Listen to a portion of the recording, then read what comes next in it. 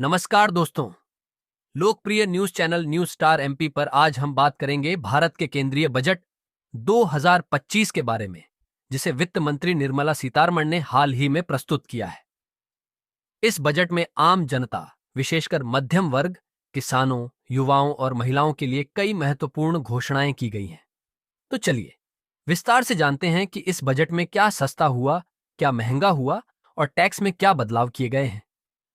अब बात करते हैं आयकर में राहत की। मध्यम वर्ग को राहत देते हुए आयकर की न्यूनतम सीमा को बढ़ाकर 12 लाख रुपए वार्षिक कर दिया गया है। इसके साथ ही टैक्स स्लैब और दरों में भी बदलाव किए गए हैं, जिससे 24 लाख रुपए से अधिक की आय पर अधिकतम 30% टैक्स लागू होगा।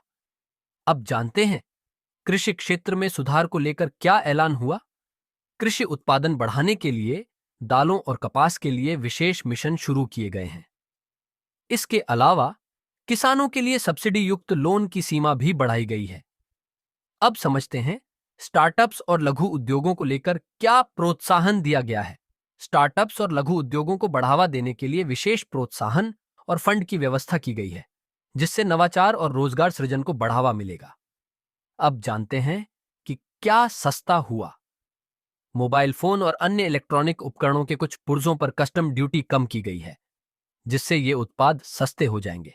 इसके अलावा 56 दवाओं पर कस्टम ड्यूटी कम की गई है, घटाई गई है, जिसमें कैंसर जैसी गंभीर बीमारियों की दवाइयां शामिल हैं, जिससे ये दवाइयां अब सस्ती होंगी। अब देखते हैं कि क्या महंगा हुआ।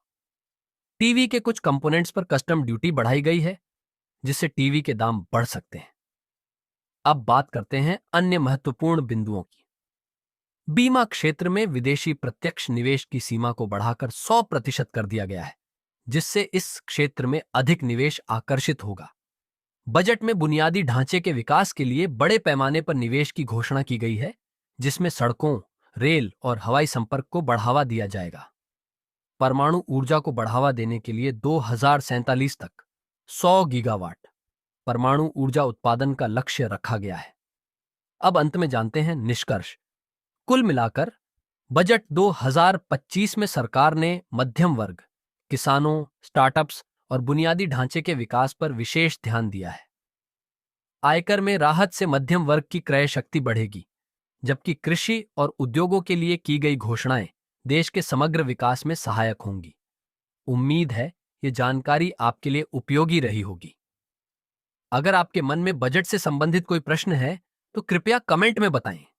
इस वीडियो को लाइक और शेयर करना न भूलें और हमारे चैनल को सब्सक्राइब करें ताकि आपको ऐसे ही महत्वपूर्ण अपडेट मिलते रहें।